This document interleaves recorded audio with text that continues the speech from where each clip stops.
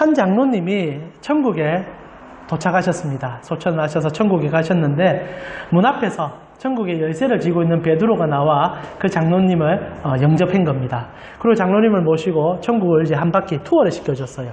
장로님은 너무 좋은 겁니다. 정말 오고 싶은 천국이 상상하는 것보다 더 좋군요. 베드로 사도님, 이래 좋은 천국인 줄 알았으면 더 빨리 올 걸 그랬습니다. 막 농담도 하고 그런 얘기를 했습니다. 그리고 나서 이제 베드로 사도가 천국 투어를 다 마쳐준 다음에 장로님에게 얘기를 하는 거예요. 사랑하는 모 장로야, 이제 천국에서 너가 할 일이 있단다. 천국에서 제가 또 맡을 일이 있습니까? 그러면서 걸레를 하나 딱 주는 겁니다. 자, 너가 할 일은 저기 가서 저 이제 상을 닦는 일이다. 청소 좀 열심히 해라. 순간 장로님이 발끈한 거예요. 아니, 베드로 사도님, 제가 그래도 장로입니다. 제가 장로입니다. 세상에서도 번듯한 직장 생활도 했고, 그리고 세상에서 이름도 좀 알려져 있고, 교회에서는 저는 장로로 생활했던 사람입니다. 그런데 어떻게 저에게 이렇게 걸레를 주십니까? 화를 낸 겁니까? 화를 낸 겁니다. 그러니까 이제 베드로 사도가 막 웃는 거예요. 네가 참 오해를 하는 것이 있는데, 천국은 먼저 된 자가 나중되고, 나중된 자가 먼저 되는 거야. 베드로, 장로님, 너 이 땅에서 생활했던 거 내가 한번 보여줄까? 그러면서 베드로 사도가 파노라마처럼 이전에 본인이 생활했던 삶을 착 보여주는 겁니다. 대접받기 좋아했고, 교회에서 장로라고 그리고 돌아다녔던 것들, 부끄러운 모습들이 영상처럼 보여주니까 걸레를 뒤로 싹 감추면서 어디부터 닦을까요? 이렇게 시작한 겁니다. 열심히 닦고 있었어요. 장로님이 열심히 일하면서 이제 지나가는 성도님들을 바라보면서 아이고 장로님 고생하네요, 고생하네요, 이 말 던지고 간 겁니다. 그러면서도 이제 천국에 있으니까 너무 좋아서 열심히 닦다가 갑자기 문득 떠오르는 생각이 있는 겁니다. 수많은 성도들을 스쳐 지나가면서 자기 교회 교인들도 다 지켜봤는데 자기보다 먼저 돌아가신 목사님이 안 보이는 거예요. 그래서 이제 장로님이 한참 청소하다가 베드로 사도가 지나가게 또 붙잡고 물었습니다. 베드로 사도님, 목사님이 안 보입니다. 목사님 어디 갔습니까? 그러니까 베드로 사도가 또 허허허 웃으면서 아이고 그래, 목사님 찾아봤나? 목사님 조금 있으면 올 거다. 지금 배달 나갔거든. 곧 돌아올 거야. 이런 얘기를 했답니다. 목사들이 대접을 너무 많이 받다 보니까 천국 가서도 배달일 할 줄 모르겠습니다. 물론 우스개 얘기입니다. 농담인데 요즘 이런 얘기 잘 안 하죠? 어느 순간부터 우리 삶 가운데 하나님 나라, 천국 가치가 많이 사라진 것 같아요. 제가 한 이 예화는 사실 제가 어렸을 때 부흥사들에게 들었던 예화 중에 하나입니다. 그때 이런 얘기 참 많이 했거든요. 천국 가면 어떤 일이 있다. 천국 가면 뭘 본다. 여러분 한 가지 더 얘기해 줄까요? 천국 가면 세 가지로 놀란다고 합니다. 첫 번째는 내가 천국에 있는 것으로 깜짝 놀라고, 두 번째는 너도 천국에 있는 것을 보고 깜짝 놀라고, 마지막으로 그 사람이 천국에 없는 것을 알고 놀란다 그런답니다. 사실 천국이라는 것, 우리에게 희미하고 보이지 않는 가치이긴 하지만 성경에서는 가장 중요한 가치이고 우리의 삶은 부활을 향해 전진하는 삶임을 끊임없이 가르쳐주고 있죠. 그런데 성도들이 오늘날 그 하나님 나라 가치, 오늘 또 감사하게 찬양부터 우리 주님께서 우리 전수님 동화에서 하나님 나라 가치에 담아있는 찬양들을 부르게 하더라고요. 설교가 이렇게 통하는 면들이 있는 것 같습니다. 찬양과 함께. 어느 순간부터 많은 성도들이 하나님 나라, 천국 이런 것들을 가치 있게 못 누리는 것 같습니다. 오늘 설교를 시작하면서 여러분에게 한번 여쭈고 설교를 시작하고 싶습니다. 여러분의 인생의 고향은 어디입니까? 여러분은 어디로 갈 것 같습니까? 성도는 모두 다 이구동성으로 천국이라고 얘기하는 자들이죠. 예수 그리스도의 죽으심과 부활을 통하여 우리도 그 부활에 동참하여 하나님 나라 가는 자들, 그것이 우리 아닙니까? 그래서 성경은 우리에게 천국을 소망하기 때문에 살아가는 삶의 자세 가운데 나그네라는 삶을 강조하고 있습니다. 베드로전서 1장 17절을 보니까 외모로 보시지 않고 각 사람의 행위대로 심판하시는 이를 너희가 아버지라 부른즉 너희가 나그네로 있을 때를 두려움으로 지내라 라고 얘기하죠. 즉 그리스도인들은 이 땅에 본향이 아닌 저 하늘나라가 본향임을 깨달아 스쳐 지나가는 나그네다.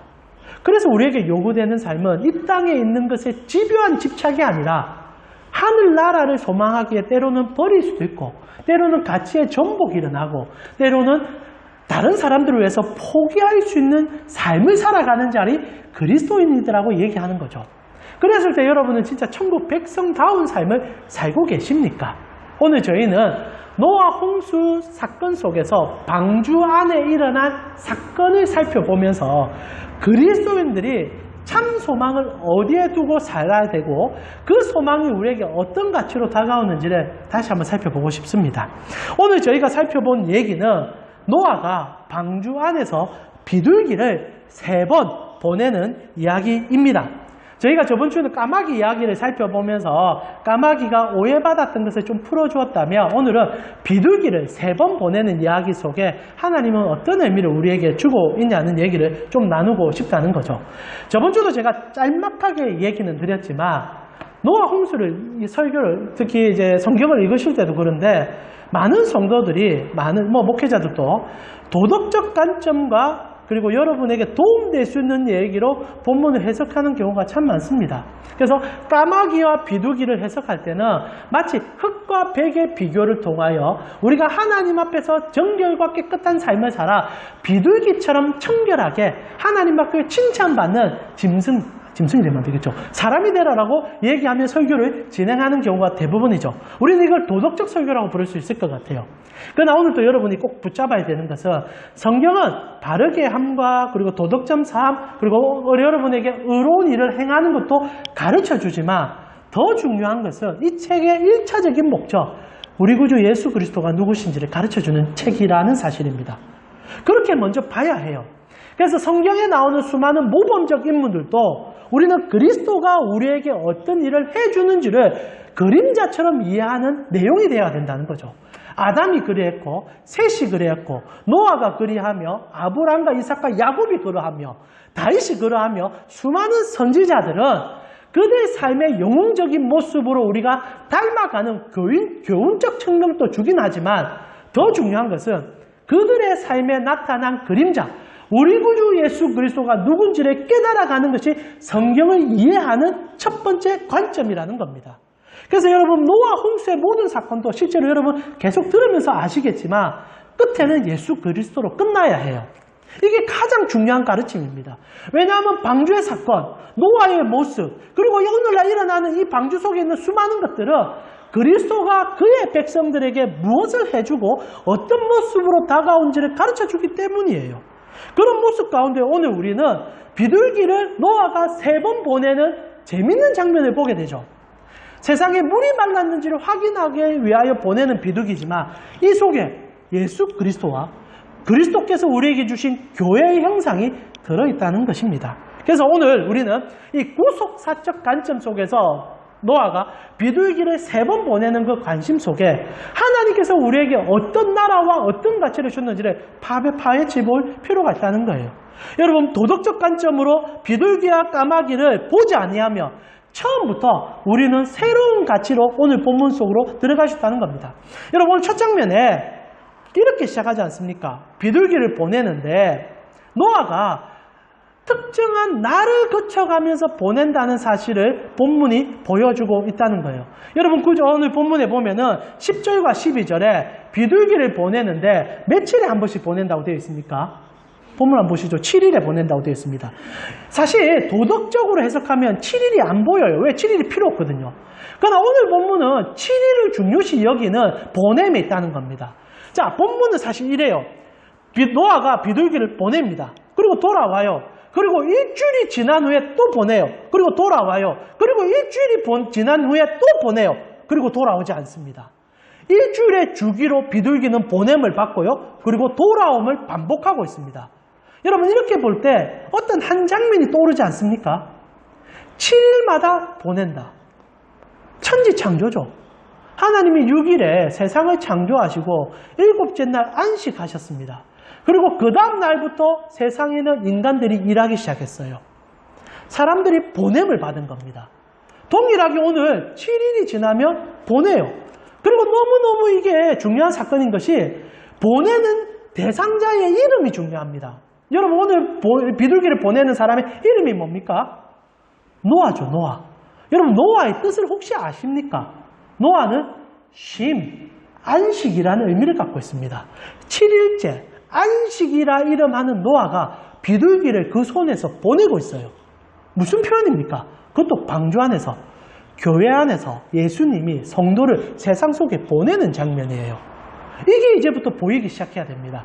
단순히 물이 말랐구나. 그래서 비둘기로 세상이 깨끗해졌는지를 확인하기 보낸다. 그러면서 까마귀 봐라 돌아오지 않더라. 까마귀 비둘기는 3번 열심히 돌아왔더라. 그래서 우리 비둘기 같이 되자. 그러면 더 깊은 예수님이 발견되지 않아요. 오늘 보면은 천지창조와 그리스도께서 구속하신 사역 가운데 성도를 어떻게 세상 속으로 보내고 있는지를 보여주는 가장 중요한 영적 해석을 담는 본문이라는 겁니다. 그렇게 해석하기 시작하면 이 3번 보내는 비둘기는 성도의 살아가는 삶의 모습을 보여줘요. 그 가치가 우리 속에 녹아 들어가며 이 땅을 살아갈 때 하나님 나라의 가치가 경험된다는 겁니다. 자, 주보에도 3가지 가치로 오늘 표현해놨는데요. 첫 번째 어떤 것입니까? 첫 번째 보내는 비둘기는 심을 나타냅니다. 이제부터 비둘기는 여러분이라고 생각해 주시면 가장 좋습니다. 세상 속에서 하나님의 뜻 가운데 살아가는, 그리고 매주 주일마다 교회로 돌아오는 여러분이라고 생각하고 여러분의 감정을 이입하면서 한번 보십시오.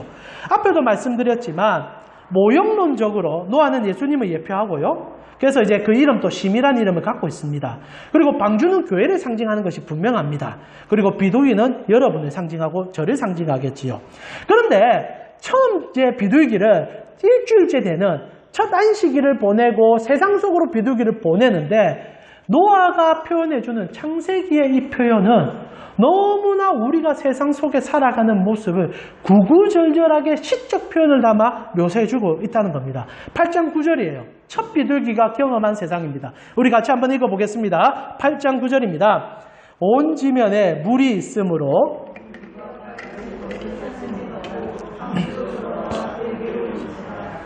그가 손을 내밀어 방주한 자기에게로 받아들이고. 어떻습니까? 9절의 묘사가 저는 매우 독특하다고 생각해요. 만일 물이 빠졌다라고 확인하는 게 중요했다면 비둘기가 방주로 돌아왔다라고 얘기하고 끝내면 되는 부분입니다. 그런데 묘사가 너무 시적이에요. 그리고 너무나 확고해요. 어떻게 표현합니까? 첫 번째 표현이 발붙일 곳을 찾지 못했던 비둘기를 보여준다는 거죠. 발붙일 곳을 찾지 못했던 비둘기. 이렇게 표현하면 됩니다. 정보 전달이 목적이었으면 세상에 물이 많아서 비둘기는 방주로 돌아왔더라. 이렇게 표현하면 끝나는 것인데 마치 비둘기가 사람이냐 의인화시켜서 비둘기가 세상 속으로 날아 들어갔는데 세상에 너무 물이 가득해서 성경에서 물은 저주와 죽음을 나타냅니다. 세상에 너무나 죽음의 기운이 가득해서 쉴 곳을 찾지 못하여 발붙일 한 땅도 찾지 못하여 퍼덕퍼덕 힘겨워하다가 돌아오는 모습을 묘사해 준다는 거지요. 저는 이거 준비하면서 조성모 씨의 노래가 생각났습니다. 내 속에 내가 너무도 많아. 이거 원래 찬송가 아닙니까? 가스펠 아닙니까? 쉴 곳을 찾지 못하는 이런 노래 있지 않습니까? 마치 세상 속에서 발붙일 곳 없는 자의 모습, 그게 비둘기의 모습으로 묘사되고 있다는 거예요. 근데 더 재밌는 것은 그래서 나갔다가 세상 속에서 쓰디 쓴맛을 보고 돌아오고 있는 비둘기를 향하여 성경은 또다시 시적인 표현으로 우리에게 묘사해주고 있다는 겁니다. 두 번째 재밌는 묘사인데요. 이 비둘기가 돌아오는 장면을 노아가 어떤 한 장면의 묘사를 통하여 받아주고 있다는 거죠. 어떻게 합니까? 우리 본문 그 자체를 한번 보시죠. 자, 방주로 돌아옵니다. 그에게로 오는데 그는 노아지요. 심을 찾아오고 있는 비둘기입니다. 노아가 손을 내밀어 방주한 자기에게로 받아들였다. 그러니까 방주에 그냥 들어갔다가 아니라 노아가 손을 뻗어서 그 지쳐있는 비둘기를 손 안에 담아 자기에게로 끌어가 방주 속으로 함께 들어가는 모습. 다시 한번 말하지만 노아의 이름의 뜻은 안식과 쉼입니다. 그러니까 쉼이라는 자가 지쳐있는 비둘기에 손을 내어 참된 안식으로 끌어가는 모습. 그래서 그 방주 속에서 진짜 안식을 주고자 하는 그 열망, 이 짧은 한 구절에 절묘한 시적 어구들을 쓰면서 방황하는 비둘기와 지쳐있는 비둘기와 유일하게 쉼을 줄 수 있는 노아의 모습을 다시 한번 각성시키면서 우리에게 방주의 역할을 가르쳐주고 있다는 거예요. 자, 노아의 이 사건, 비둘기를 3번 보이는 사건은 교회가 어떤 역할로 세상 속에 존재해야 되는지를 가르쳐줍니다. 가장 중요한 것은 교회는 예수 그리스도가 이곳에 계심을 보여야 되죠. 심히 이곳에 있음을 보이는 곳이 교회라는 겁니다. 교회는요, 놀이터가 아닙니다. 여러분 사적 모임을 하고 즐거움, 인조이 하는 곳이 아닙니다. 교회는 진짜 쉼이 어느 곳에 있는지를 가르쳐 보여주는 곳. 여러분, 진짜 쉼이 어디에 있습니까? 우리 구주 예수 그리스도 안에 있어요. 세상은 사실 쉼이 없습니다. 비둘기가 나아갔습니다. 하루 종일 날라보았어요. 그러나 그가 접한 세상은 땅에서 발을 한 발짝도 붙일 수 없는 공간처럼 만들어져 있었다는 거죠. 이것이 세상이고, 그리고 주님의 몸된 교회는 그런 자들에게 안식과 평안을 주는 곳이 된다는 것입니다. 사실 정말 세상은 발붙일 곳 없는 곳인 것 같습니다. 여러분, 이번 주 세상을 치열하게 사셨는데 그 가운데서 여러분 안식과 쉼을, 참된 안식과 쉼을 어느 정도 누리셨습니까? 잠시 쉴 수는 있을 것입니다. 그러나 세상이 몰아치는 그 폭풍들, 살아야 되는 그 가치들, 그리고 추구해야 되는 이상들, 그것으로 우리를 옥죄고, 이거 안 하면 죽을 것 같이, 이거 안 하면 도태될 것 같이 우리를 몰아붙이는 거친 폭풍 속에서 정말 물 위에 서 있는 나 자신을 보는 것 같고, 폭풍 가운데 서 있는 나 자신 같은 삶을 경험하며 실제로는 배 한 편 붙잡고 살아가는 것 같아서 그것 붙잡고 노력하는데 사실 그 배는 나를 안전히 지켜주지 않는 것을 깨닫는 우리의 삶이 아니던가요? 사람들이 실제로 쉬고 싶어서 열심히 돈 벌어 집을 삽니다. 쉬고 싶어서 열심히 돈 벌어서 여행을 떠납니다. 그러나 이런 이런 아이러니가 어디 있습니까? 그 집은 실제로 우리에게 쉼을 주는 집이 아니라 더 일하도록 부추기는 집이 되고 있어요. 처음에 6평짜리 집을 얻었습니다. 사람들은 얘기합니다. 거기서 어떻게 사노? 조금 더 큰 집을 가져야지. 그래서 18평 집을 얻었습니다. 그리고 내가 눈을 들어보니 사람들이 34평, 50평 그래서 하는 거 보니까 진짜 쉼이 있는 것 같아요. 텔레비에서 광고합니다. 유명한 연예인들이 나와서 여러분의 안식과 평안은 한강뷰가 있는 집으로 오십시오. 낙동강뷰가 있는 집으로 오십시오. 그러면 여러분의 피곤한 삶의 안식이 이곳에서 이루어질 것입니다. 사람들이 꿈을 꿉니다. 나도 한강 보면서 낙동강 보면서 쉼을 얻고 싶다. 그래서 바닥바닥 돈을 모읍니다. 아무리 벌어도 집을 못 사요. 그래서 대출 받았습니다. 오늘날 대출 금리가 오르니 더 미칠 것 같아요. 그러나 이러나 저러나 집을 샀어요. 들어갔어요. 이제부터 우리는 진짜 모십니다. 빚 갚으려고. 이전에 8시간 일하는 거 이제 12시간 일해야 됩니다. 12시간 일하는 것을 18시간 일할런지도 모릅니다. 빚 갚으려고. 그래서 얻은 안식이라 생각했는데 안식이 아니라 치열하게 더 죽어는 삶을 살아가고 있는 거죠. 사람들이 말합니다. 저거 가지면 행복할 거야. 저거 얻으면 행복할 거야. 저거 얻으면 쉼이 있을 거야. 다 손대어 모았습니다. 그러나 남는 것은 그거 갚는다고 죽어나가고 그거 얻으려고 뛰어가고 쉬지 못하는 나의 삶만 보고 있다는 거죠. 세상에 날아다니는 비둘기는 쉴 곳을 찾지 못하고 발 한 평 누울 곳도 사실상 없다는 것을 깨달는 그 순간 마지막 뭘 깨닫습니까? 아, 나에게 필요한 것은 딱 한 평이었구나. 무덤 한 자리. 그리고 두 손 탁 놓고 빈손으로 왔으니 빈손으로 가는 거구나. 이게 세상이라고 얘기하고 있는 우리의 모습. 무엇을 쫓아가는지도 모르고 무엇을 향해 나가는지도 모르는 자들. 근데 놀라운 것은요. 비둘기가 날개짓하여 세상에 쉼이 없는 것을 보았는데 방주라는 곳이 서 있고 그곳에 우리를 바라보면서 활짝 웃는 예수님이 서 계시는 거예요. 그리고 날아다니는 우리를 향해 손을 뻗어서 돌아오라 돌아오라. 진짜 쉼이 여기 있다고 말하는 그분이 있다는 겁니다. 비둘기가 파닥파닥 그 손에 안겼어요. 그리고 그 비둘기를 그 노아, 쉼이라 부르는 예수님의 형상이 그를 안았어요. 그리고 진짜 비둘기가 발을 붙였습니다. 아, 쉼이 여기 있구나. 아, 여기서 저 아파트 중요한 게 아니구나. 잠시 지나다가 어느 날 눈 떠보며 영원한 나라가 나에게 주어지겠구나. 하나님이 나의 본질적 가치구나. 쉼을 찾아올 수 있는 비둘기가 되었다는 말입니다. 그래서 교회의 첫째 목적은요, 이 쉼을 보여주는 곳이라는 거예요.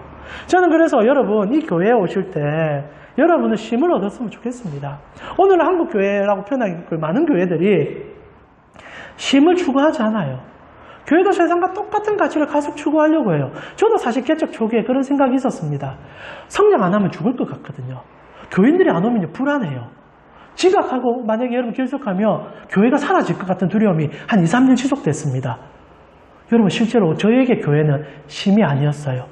근데 큰 풍파가 닥쳐오고 그리고 여러 가지 일들을 경험하며 제가 깨달은 것은 헛되고 헛된 것을 붙잡았구나. 사실 이곳에 모여서 우리가 해야 될 일은 성장하고 더 좋아지고 더 많은 것을 누리는 게 아니라 예수님이 우리의 주인이심을 알고 그분을 여러분이 좀 쉬고 영과 육의 안식을 누리고 다시 날개짓에서 세상 속으로 들어갈 수 있는 힘을 주는 곳이 되어야 하구나. 그리고 제가 편해졌어요. 제가 정말 편해졌어요. 그리고 여러분에게도 질문하고 싶습니다. 파닥파닥 세상 속에서 힘겹게 일하시다가 이곳에 왔습니다. 여러분은 무엇을 보고 싶습니까? 무엇을 느끼고 싶습니까? 아, 주님, 교회 한번 왔으니까 이번 한 주에 돈 더 많이 벌게 해주세요. 교회 왔으니까 주님, 성공의 삶으로 다시 이끌어 주세요. 주님, 왜 이거 안 주시고 저건 안 주십니까? 그러면 여러분 또다시 쉴 곳을 찾지 못하는 교회 속에 앉아 있는 거예요. 이곳에 왔을 때 딱 하나만 보세요. 우리 구주 예수 그리스도, 그분이 주실 나라, 나는 어디로 가고 있는지, 무엇을 향해 나아가고 있는지, 저곳은 나의 집이 아닌 내가 잠시 머무는 곳이구나. 그것을 깨달을 때 주님의 품이 그렇게 크다는 것을 느낄 수 있는 곳이 될 것이라는 겁니다. 저는 그래서 교회에 여러분 오시면 1차적으로 쉬세요. 사실 우리 교회는 쉬는 곳이 되어져 가는 것 같습니다. 일도 많이 없고요. 사실 이제 내년에 뭐 할까 제가 좀 고민 좀 하지만 그래도 여러분과 의논해가면서 심을 해치지 않는 수준에서 얘기하고 싶어요. 혹자는 그렇게 얘기합니다. 우리의 영혼이 쉬어야지 몸이 쉬어서는 되겠냐. 몸은 천국 가면 많이 쉰다. 천국 가봤습니까? 모르잖아요. 그런 말 하면 안 되죠. 이곳에 오면 몸도 쉬셔야 돼요. 그리고 더 중요한 것은 영혼도 쉬셔야 돼요. 그래서 여러분 예배 들으실 때 좀 편하게 들으세요. 너무 집중하지 마시고요.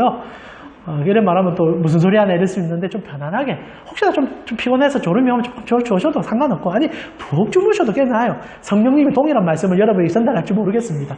하여튼 여러분 교회 오시면 첫 번째는 쉼입니다. 노아가 기다리는 곳이에요. 예수님은 여러분에게 안식과 평안과 자유를 주러 오신 분이에요. 그것이 목적이 되어야 됩니다. 교회는 그것을 위해서 이곳에, 저 세상에 거친 발붙일 없는 곳에 유일하게 발붙이고 하나님 나라 보라고 존재하는 것 아닙니까? 그래서 여러분 쉼을 교회 안에서 누리셨으면 좋겠어요. 그러나 단순히 몸이 편하는 것, 그건 쉼이 아니죠. 몸이 편하되 영혼이 편안해야 됩니다. 몸은 편한데 계속 여러분 속에 하나님 나라의 영원한 가치가 아닌 썩어질 가치가 가득 차 있으며 몸은 더 피곤해져요. 이곳에 오면요, 하나님 쳐다보면서 하나는 좀 버릴 수 있는 주님의 나라의 가치로 다시 한번 각성하는 시간이 될 때 그 손을 뻗어서 비둘기를 갈망하는 예수님이 여러분 눈에 바로 보여서 그 품에 꼴이 날 수 있는 시간이 되어진다는 겁니다.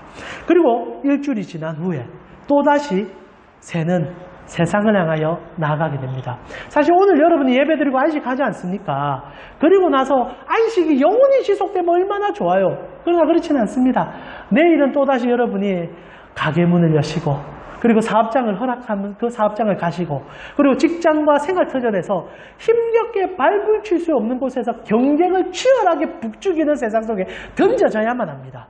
그리고 오늘 성경은 또다시 비둘기를 그 물속으로 보내는, 너무나 힘겹게 보내는 노아의 모습이 묘사되고 있죠. 그러나 중요한 것은 안식을 맛본 비둘기가 두 번째 나아갈 때는 달라집니다. 처음에는 쉬지 못했던 비둘기가 두 번째는 사명을 발견해요. 두 번째 비둘기는 사명을 나타냅니다. 안식을 비둘기가 얻었어요. 그리고 가치의 전복이 일어났습니다. 쉴 곳이 없는 세상이었는데 이제 쉴 곳이 있다는 것을 알았어요. 1차적으로는 주님의 몸된 교회에서 하나님을 경험함으로 일주일에 한 번 주님으로 참된 안식을 얻을 수 있음을 깨달았고, 나아가 우리에게는 영원한 하나님 나라가 존재함을 알기 때문에 세상 속에서도 발붙일 곳을 찾는 자가 아니라 오히려 하나님이 원하시는 삶을 살아가는 비둘기가 될 수 있다는 사실입니다. 그래서 두 번째 나아간 비둘기는 이전과는 달라요. 찾고 헤매이며 무언가를 위해서 다름박질하기 시작합니다. 사명이 생긴 거예요. 그리고 사명이 생긴 비둘기가 날개짓하면서 이제는 그냥 저곳에 안착하기 위해서, 쉬기 위해서 날개를 치는 것이 이제는 하나님이 진짜 원하는 것을 찾아보기 시작했어요. 그것이 무엇이냐? 월계수잎, 밤남나무 잎이라는 겁니다. 11절이죠. 우리 11절 같이 한번 읽어보겠습니다. 8장 11절 같이 읽겠습니다.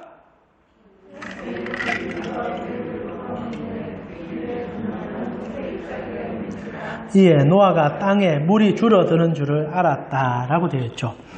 비둘기가 두 번째 나아갔는데 월계 수잎, 감람나무 잎을 물고 돌아옵니다. 단순히 이파리 물고 들어왔다. 그래서 노아가 물 빠진 걸 이제 알게 됐다. 이거는 가장 중요한 팩트입니다. 그러나 실제로 오늘 여러분과 읽고 있는 본문은 이 시적 표현과 은유적 표현을 통하여 구속사를 설명하는데 더 많은 가치가 주어져 있음을 깨달아야 됩니다.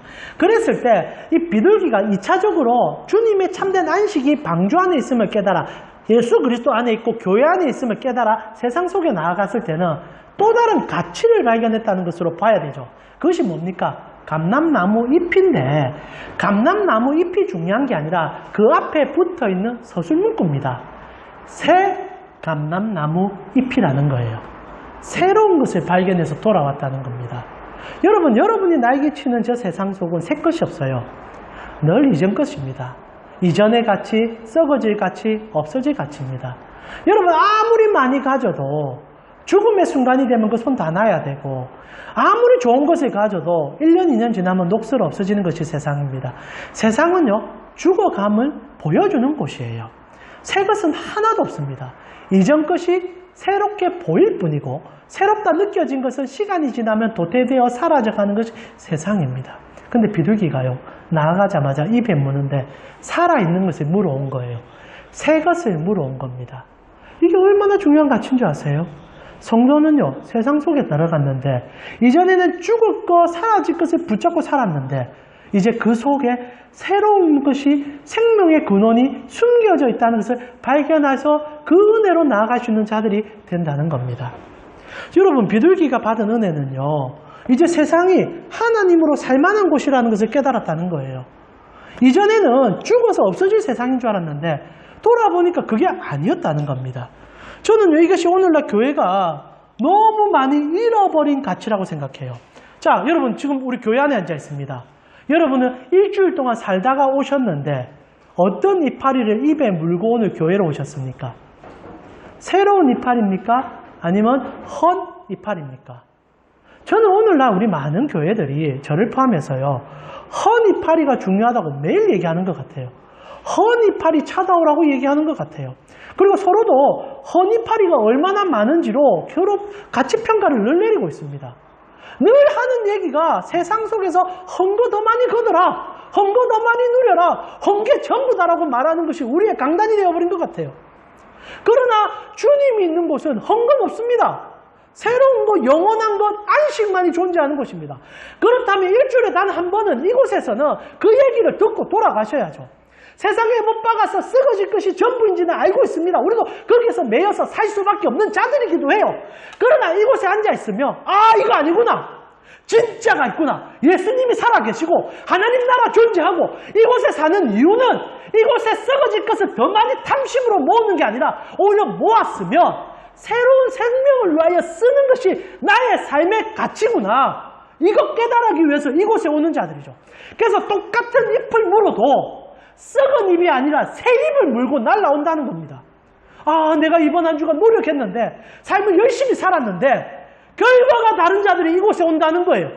내가 주님 생각하고 내 이웃을 돕고 그리고 연약하고 힘든 자들을 위하여 나의 가치를 썼다. 지치고 힘들었지만 똑같은 바닥거림이었지만 나는 그곳에서 이곳에 머물러 이곳을 모으기 위해 사는 자가 아니라 주님 나라, 주님의 나라의 가치를 위하여 나의 삶을 살아냈다. 새 이파리 물고 바닥바닥 끓이면서 행복하게 들어오는 것이 이곳이 됐다는 거예요. 1차적인 비둘기는 쉴 곳을 못 찾았지만 쉴 곳이 이곳에 있는 것을 알았던 비둘기는 이제 새로운 생명의 가치를 세상 속에 보이고 세상 속에서 이곳으로 돌아올 수 있는 비둘기가 되었다는 사실입니다. 사랑하는 우리 가운교 성도님, 여러분의 가치가 다만 주일만이라도 하나님 나라의 가치로 전환이 일어났으면 좋겠어요. 그래서 저는요, 어떻게 하든 여러분에게 이 가치를 말하고 싶어서 용을 쓰고 있습니다. 설교 가운데 예수 그리스도를 설명하려고 노력하고요, 복음 가운데 여러분이 어떻게 살아야 될지를 가지고 말하려고 노력합니다. 손뼉이 마주쳤으면 좋겠어요. 여러분, 이 시간 한 시간만이라도 속에 직장 생각을 잠시만 좀 내려주십시오. 내리진다고 내려지지 않을 건 압니다. 그러나 사람은 참 재밌는 게 무엇에 집중하느냐가 같이 전복이 일어나요. 거기에 집중하면 거기가 계속 보이는데 이 시간 잠시 제 설교에 더 집중해 주시고 예수 그리스도에 눈을 맞춰 보십시오. 그러면 새 잎이 보일 겁니다. 다음 주부터 다시 똑같은 일상으로 돌아가는 게 아니라 주님과 함께가 영생을 향하여 한 발짝 나아가는, 세상은 죽음을 향하여 한 발짝 걸어가는 죽음의 과정이라며, 성도는 이곳에 있는 순간부터 아니다, 나는 한 발짝 더 가는 것이 영원한 나라를 향하여 가는 첫 발걸음이구나, 삶으로, 생명으로 전진이 일어나는 놀라운 가치의 변화가 이 예배에 있다는 겁니다. 여러분은 내일 하루 더 사는 게 천국 가는 하루의 시간이 더 앞당겨지는 거 아닙니까? 죽음을 향해서 질주하는 인생이 아니라 영생을 향하여 더 빨리 가는 인생들 아닙니까? 나이가 들면 들수록 그래서 더 행복해질 수 있는 거예요. 나이가 들면 들수록 더 미소가 생길 수 있는 거예요. 더 집착 안 해도 되고 더 버려도 되는 삶이 나에게 다가오기 때문입니다. 비둘기는 생명수 월계수 잎을 물고 들어왔어요. 오늘날 우리의 가치가 거기서 나아감을 통하여 은혜를 받지 못한다며 이 땅에서 너무 불쌍한 성도의 삶이 되지 않을까요? 성도는 노아를 찾아, 심을 찾아 교회 안으로 들어와 그 심의 힘으로 세상 속에 들어가 새 잎을 물어오는 자들입니다. 일을 하셔야 되고 열심히 사셔야 합니다.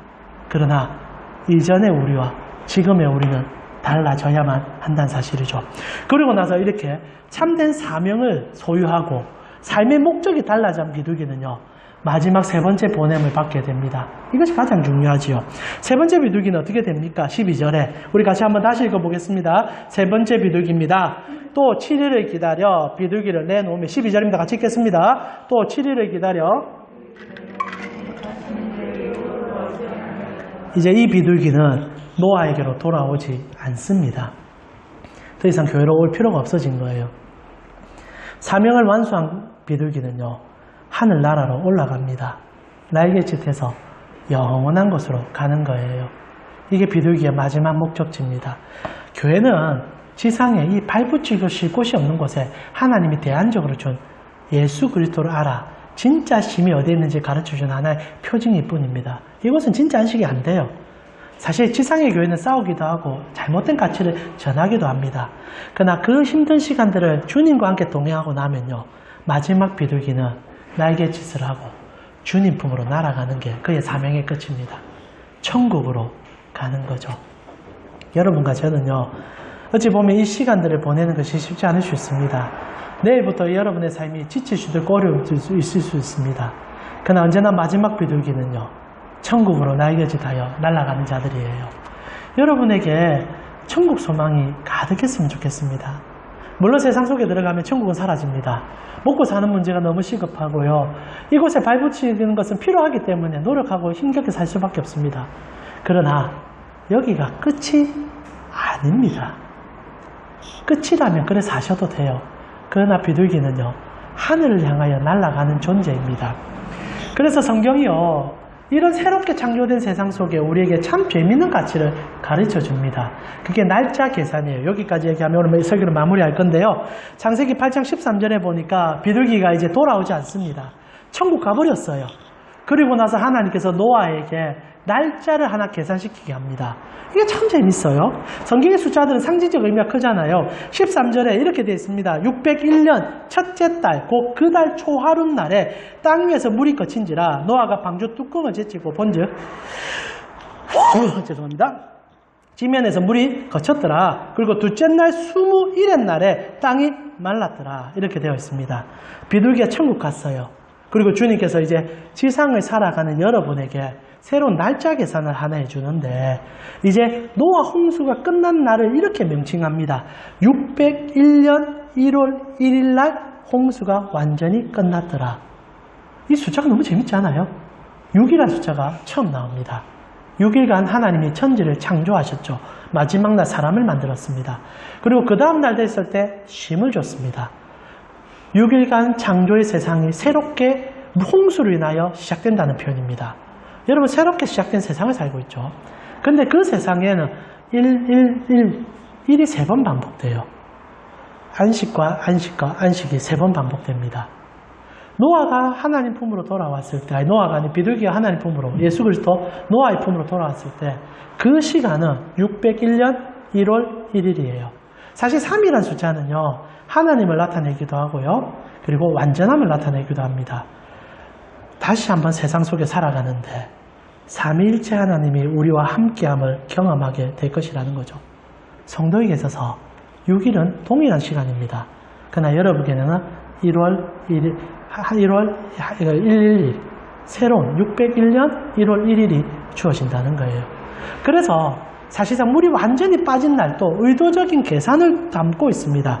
그래서 둘째 날 21의 날에 땅이 완전히 말랐다는 표현을 쓰고 있죠. 이 표현이 여러분 참 재밌는데, 사실 이제 진짜 홍수가 끝난 날이 601년 2월 27일이 되었다는 표현이거든요. 둘째 날 27일이니까. 여러분 홍수가 언제 시작됐냐면 600년 2월 17일 날 시작되었습니다. 그러니까 정확하게 601년 2월 27일 날 물이 말랐다는 것은 1년 11일이 지났다는 표현이에요. 111이 또 반복되죠. 새로움이 완전함으로 우리에게 주어질 거라는 겁니다. 홍수 심판은 죽음이 아니었다는 거예요. 하나님과 동행할 수 있는 새날을 이루는 것이고, 그 중심에 우리 구주 예수 그리스도가 서 있음을 보라는 겁니다. 노아가 세상을 살린 것처럼 예수와 손잡은 자들에게는 6일간 같은 삶을 살아도 111 하나님과 동행하는 삶을 살아갈 수 있는 영광이 여러분에게 주어졌다는 거죠. 이게 노아 홍수의 마지막 결론이라고 할 수 있을 겁니다. 사랑하는 우리 가운데 성도님, 말씀 마무리하면서요, 여러분 세상의 가치가 내일부터 무섭게 여러분을 찌를 겁니다. 쉬지 마라 그럴 거고요, 미친 듯이 일하라 그럴 겁니다. 아니, 쉬고 싶어도 못 쉬게 만드는 게 세상입니다. 그래서 여러분 부탁드리고 싶은데, 주의 전을 더 앙망해 주십시오. 몸은 쉬지 못할 수 있지만 영혼을 쉬어주셨으면 좋겠어요. 아, 내가 가야 될 본향이 있구나. 세상이 얼마나 무섭습니까? 아무리 노력해도 불안해요. 내가 수고한 수고가 다 돌아오면 행복할 수 있는데 못 따라오는 게 대부분 아닙니까? 그때 여러분이 봐야 될 것은요, 방주고 노화입니다. 교회고 예수님이에요. 아, 내 수고가 헛된 것이 아니야. 사라질 수도 있고 없어질 수도 있지만 나를 기다리시고 나에게 힘을 주는 분이 최종 목적지야. 잠시 잃은 것도 있을 수 있고 잠시 얻은 것도 있을 수 있지만 결국 나의 모든 삶의 계산은 601년 1월 1일이 될 것이야. 우리 주님이 될 것이야. 그렇게 말할 때 성도는요, 세상이 새롭게 느껴집니다. 여러분 이번 한 주도 세상 속에서 살아가실 때 지치실 것 같아요. 너무 힘들어서 와, 조금만 쉬었으면 좋겠다 라는 생각이 들 수 있을 거예요. 그때 다시 한번 주님을 앙망해 주십시오. 그때 새 힘이 여러분에게 주어질 것입니다.